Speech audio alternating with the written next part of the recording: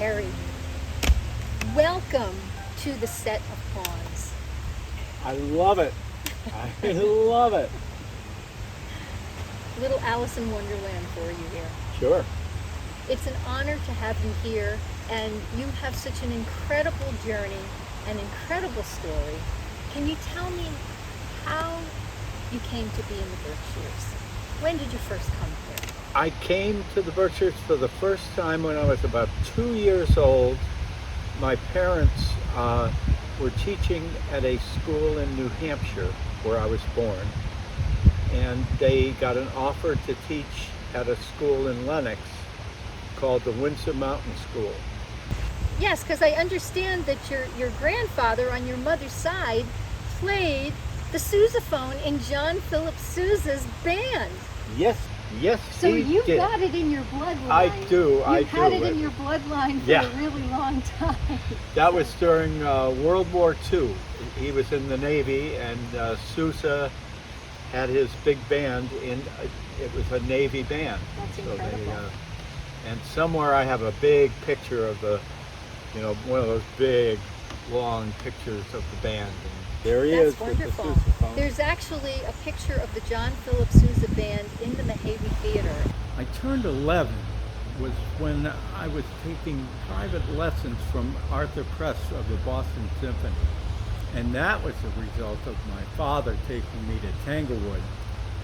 And that's because we had all these free tickets. Right, I believe Arthur Press was the timpaniist? He was the assistant timpanist, but the #1 percussionist. Wow. So So you got everything he was then, up not there. just timpani. That's right, and that's what wonderful. I wanted. Absolutely. So tell us more about some of your first experiences with music. Like, when did you choose an instrument? I wanted to play drums, and my parents said, "That's not an instrument. That's not musical," and they talked me into the clarinet. So at about 9 years old, I got a clarinet. I was taking lessons, and I was in the band, and we went and played at the World's Fair In New York New City? York, How at Shea exciting. Stadium. That's incredible. I was there because You were my there? father worked for Sinclair and Huh. I got to hang out with the Green Dinosaur. Oh, cool. Wonderful, but you actually got to play at the World's Fair. So it took 3 years of playing the clarinet for me to convince my parents that I was a drummer. And I did that by playing really badly on the clarinet and also banging on every pot and pan. I love And it. they finally gave up. I love it. I love it. So when did they finally acquiesce and let you start doing the drums? I think it was when I was around 11, and I'd been going backstage a lot at Tanglewood with my dad. They tried doing, they did The Who with, I think, Jethro Tull and maybe Jefferson Airplane. So that They was put one together- of the first ones. Yeah. Around what year would you say? Just ballpark, what year would you say? I'm going to guess early 70s. That sounds realistic, yeah. So I would sneak my way backstage, and back then in those days, security was very different. Concert security, there wasn't any. You know, nobody in their right mind was supposed to walk backstage if they weren't supposed to, but I did. And I actually got to unpack Keith Moon's drums because I was there. That's They knew I was a incredible. drummer, so I took them out of the boxes, and they were mangled because he was very hard on them. He was mangled too, Yeah. but he didn't come along while you No. were doing that. It was Wow. at the middle of the afternoon. How exciting. And then another one the same summer was a Joni Mitchell concert, and she had Tim Hardin with the opening act, and I thought his set was great. I went out and bought his records, and it was fun being backstage during Joni Mitchell's set because, and I knew so little about music in those days, but apparently she has all these tunings of her guitar. Open tunings, yes. They're open tunings, and she had a bunch of guitars all tuned differently. So it was kind of a nightmare. And what she would play a song, they would run the guitar backstage, and I'd be standing there, and she had a man in a suit, in a tuxedo, who stood there. He had perfect pitch, and he would retune the guitars and then send them back out so that she didn't have to deal with it. Because back in those days, they didn't have tuning machines or anything. That's amazing. You needed somebody with a great ear. I have followed in her tradition with that. When I do a gig myself, I'll bring 4 guitars, and they're all tuned differently. So many of them are her open tunings as well. So that's a funny story. So can you tell us about your experience with meeting Carly Simon? Well, that came a few years later when I went to a summer camp. It was an overnight camp in Stockbridge called Indian Hill. So when I went to that camp, one of the counselors was Carly Simon. She was a camp counselor. She was a camp counselor. She had not met James Taylor at that point. She had just come up here for the summer. She was basically a New York person, and she had a singing group with 2 of her sisters called the Simon Sisters. They had put out a couple of records, but hadn't really had hits or anything. So did she ask you to be her drummer? Well, not in so many words. I mean, the first summer she was there, I played with her in just an ensemble kind of thing, and got to know her better.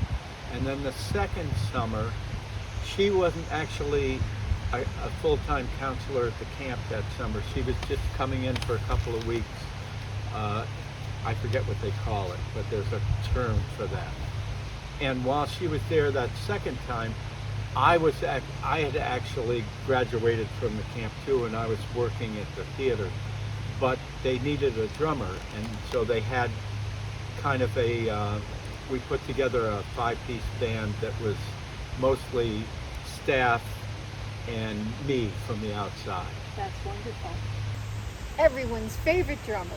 Ah, You could play everybody's stuff. That's wonderful to be able to do that. well, it was great because later on when she married James Taylor, who she probably met one of those summers because he was around, I went to Tanglewood when he was playing and went backstage, of course. And she introduced me to James as my first drummer. And I thought that was really nice. What an honor. And a Absolutely. well-deserved one, too. Well, and he had Russ Kunkel playing drums for him, which, I was like in awe. That's wonderful, yes. Russ Kunkel and Lee Sklar and Danny Korchmar did a long-term residence at Crystal Sound Oh, really? when they were recording James's Mudslide Slim, Oh, wow. and then also worked with Carole King, and Sure. so it's a small world as far as Everybody. that goes. Yes. Yeah. Absolutely. What can you tell me about the winter of your 13th year? Who did you encounter then? It was some director that his name escapes me at this point in time, but Arthur Penn? I think so. Yeah, it was. Oh, okay. Yeah, That was actually during the summer. it was during the summer. Yes. Okay. And what was he involved doing that summer? Well, and a new conglomerate came and took it over. And the conglomerate was kind of Arthur Penn, who was a famous director by then because he directed Bonnie and Clyde. Right. And he also went on to direct Alice's Restaurant and a whole bunch of great movies. And he was a Stockbridge resident. So they brought him in, and he took over a part of it. And then there was a playwright named William Gibson, who actually lives on the same street as Arthur Penn. And he wrote a play called The Miracle Worker about Helen Keller. Oh, that's fascinating. And Arthur Penn directed the movie of The Miracle Worker.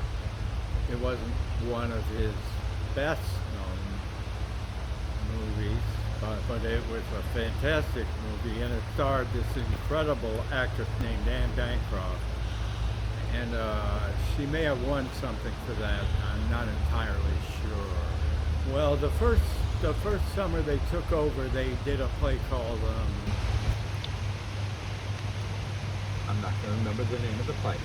But I was just up in the rafters. The band was up above the stage. And we did it was Skin of Our Teeth. Skin of Our Teeth. And Anne Bancroft was the star, and Estelle Parsons was in it, and Frank Langella. And all these actors used to love to come to the Berkshires because of what it is in the summer, and they didn't want to be stuck in New York. And so they would come up for less than their normal, pittance. Sure, because it was like a vacation for them. Yeah, absolutely. That is absolutely And so amazing. that was the first play that Arthur Penn directed, and William Gibson was just kind of hanging around. Interesting. And Anne Bancroft was the star. And then the next summer they did a play that William Gibson wrote particularly for Anne Bancroft, called Cry of Players. And it was about the life of William Shakespeare and his wife, whose name was Anne, actually. And on that one, I got a speaking part. They needed on-stage musicians, 3 of us, and so I was playing a little hand drum, but I also had a bunch of lines with Anne. Exciting. So it was So like you my made- dream come true. You took the words right out of my mouth. You made your dream come true. Here That I is am, so 15 years old, and remarkable. I'm playing opposite Anne Bancroft. So you did get to be the actor. Briefly. I would love to hear about your evolution and your journey now as a young budding musician. I mean, you've played in a lot of bands. Up in North County, we played a big place called Woody's House of Washington in Washington, Mass, right Is on that Route 8. on Route 8? Yes. And it was a big old building. And we played, Shenandoah was one of the house bands, and we played there regularly. But we also opened up for members of the band. I don't know if Bonnie Raitt ever made it there, but a lot of artists played there. And Arlo kept coming to see us because he lived up the road. And nothing to do with Woody Guthrie. It was Woody's House of Washington, but not connecting. Interesting. And Arlo just kept coming in, and we thought, oh, that's cool, that's Arlo Guthrie. And one day he just came over and said, so, you guys want to go on tour with me? And we all looked at each other and we were like, yeah. Took that long. And that was it. Actually, his producer, a guy named John Pilla, who also lived in the Berkshires and was a big fan of ours and kind of dragged Arlo there, we found out. Also really liked our band and thought we had potential, and we had a lot of original material, and he wanted to record us, and he wanted us to record with Arlo. That was sort of how that all came about. Where did you record when you recorded with Arlo? Well, the first recording that we did with Arlo was actually on the road. It was a live recording, and John Pilla produced it. We took just an 8-track reel-to-reel machine at that point, and a sound crew and whatnot. And we recorded about 10 or 15 shows. And then they went back and went through that and put together an album called One Night. And that's the first thing that we actually recorded with Arlo. That was the very first. Very interesting. So it was, we didn't get to do any studio work per se. And then the first studio album we did, not long after that, was called Outlasting the Blues. And that's my favorite Arlo album still today. Do you have a favorite song off of that album? Well, I'm just going to say Prologue, which is the first song on it. It's just a great song that Arlo wrote. Very, very much talks about how he was feeling at the time. That's wonderful. Around, what's the time frame for that, Terry? Around what year did you guys record that album? I'm gonna say that album we did about 1979 or 80. We had already changed the members in Shenandoah and added Steve and Carol Ide, who added so much to the vocals. Shenandoah was always a heavy vocal band. That's why Arlo liked us so much. So that was about 79 or 80, and we recorded that at a studio called Longview Farm out of Brookfield, Mass, out toward Boston. And it was one of these places, a beautiful old farm, and we would go there and stay for about 6 weeks. We'd all live there, and that would let Arlo write things overnight if he wanted to, or change things, and it was just a great experience. How wonderful to be there for that long. I know of that studio. When I first came here myself, I actually went there with my whole family. And my husband, who had been a recording engineer, he recorded some things that I wanted to do. Oh, great. Yeah. When did you meet Arlo Bunker? Well, I met him during the filming of the movie, but not while I was involved. They had a Thanksgiving at Alice Brock's house. It was actually near the old Music Inn, and a bunch of the people from the movie were invited to her house for Thanksgiving, and my brother knew everybody at that point. Somehow got them to let me go. I was much younger than everybody else there, but so I got to go have Thanksgiving at Alice Brock's with about 20 other people, and that's where I met Arlo for the first time. Can you tell me about some of your television performances with Arlo? Television performances with Arlo? Sure. We, early on, we did a whole bunch of Mike Douglas shows, but Tammy Wynette was on that show, and she sang Stand By Your Man. And so to get to hear her actually perform an iconic song like that, And to be part of that history when Yeah. she was making history with Stand By Your Man. Yeah, yeah. That's definitely So that was great. amazing. So we did Mike Douglas shows. We did a lot of other various shows, but one of the bigger shows that we did a show called Performance at Wolf Trap for public broadcasting, because it was us and Pete Seeger, Arlo, Shenandoah, and Pete Seeger, and neither Arlo nor Pete would tell them what songs they were going to perform. And Arlo and Pete would swap songs back and forth, and when Pete wasn't singing, he'd lie down on the stage. You mentioned having close encounters. Can you tell us about some of your close encounters? Close encounters. Let me tell you about what may be one of the more meaningful close encounters, and that's what I mean by close encounters.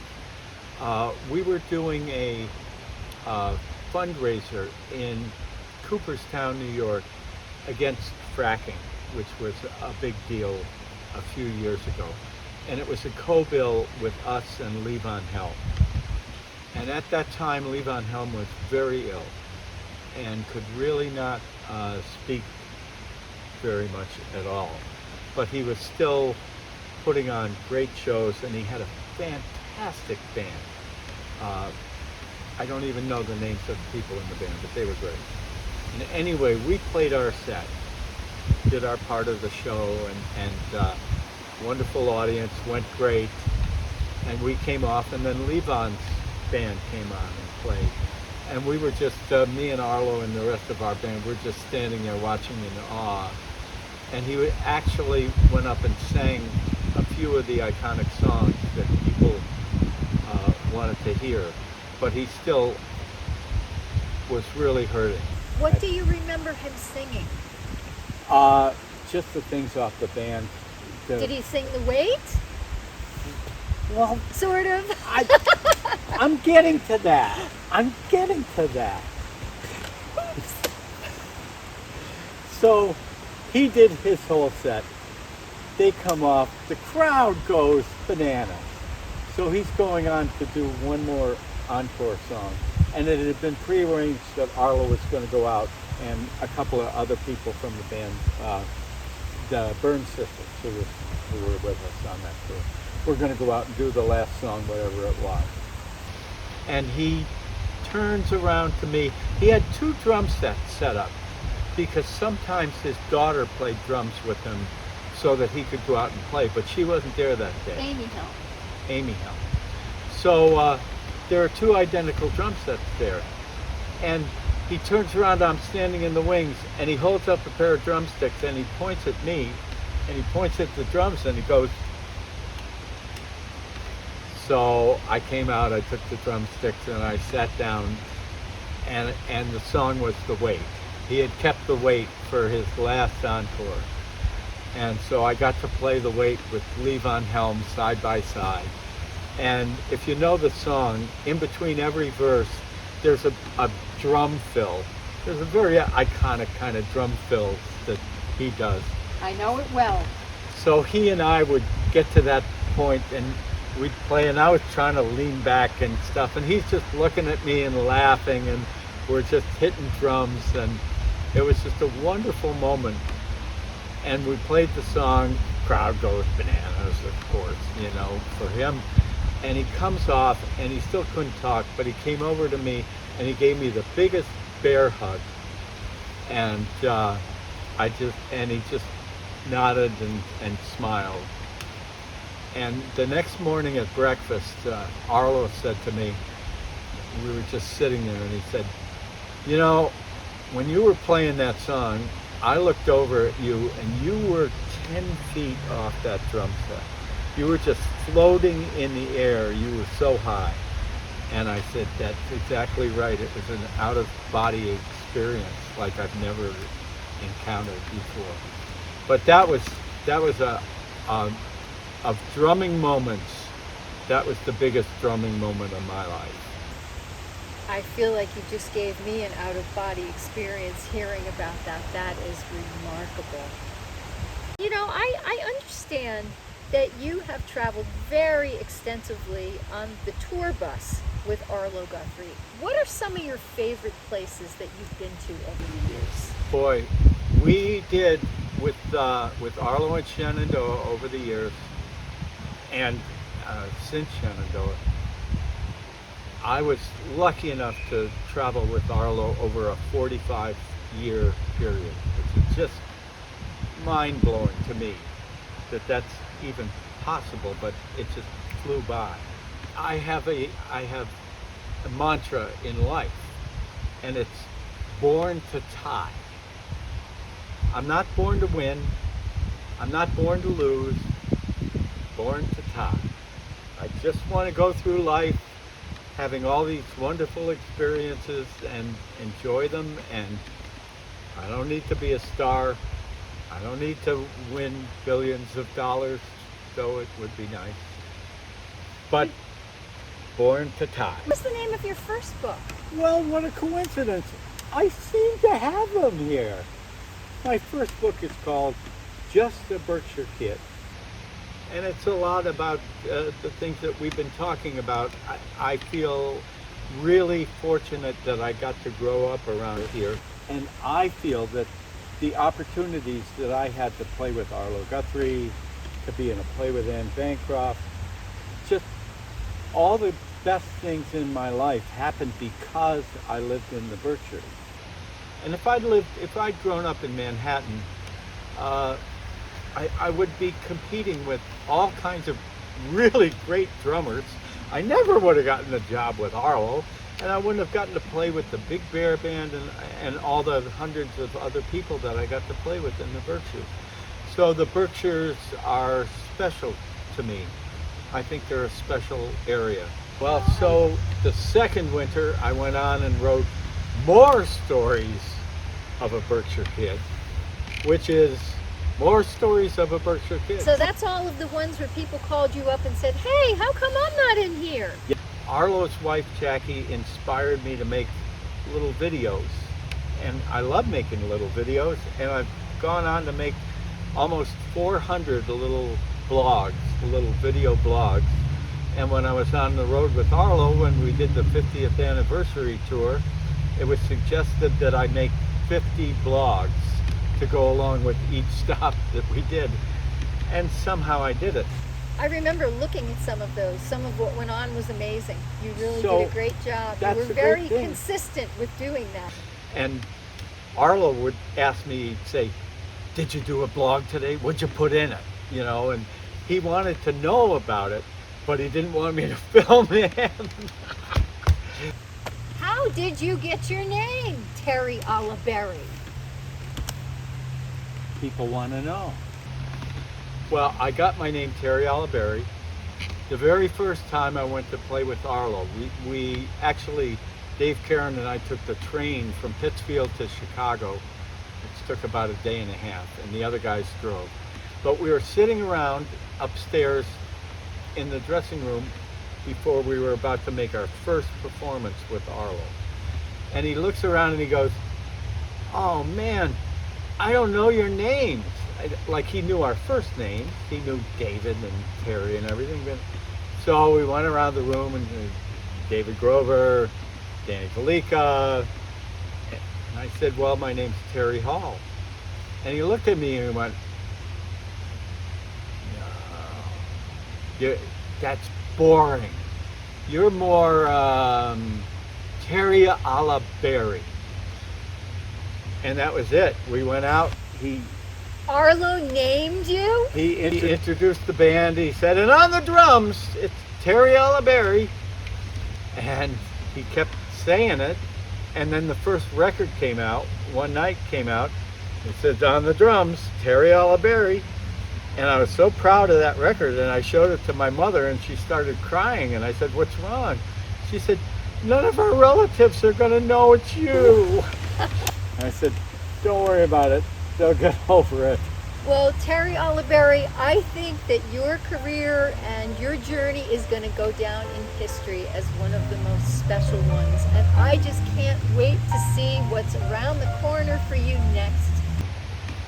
I have no idea either. That's the wonderful thing about music and about the things that we do is we never know where it's going or when it's going. Don't know what's around the bend.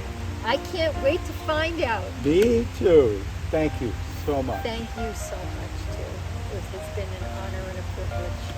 Mine.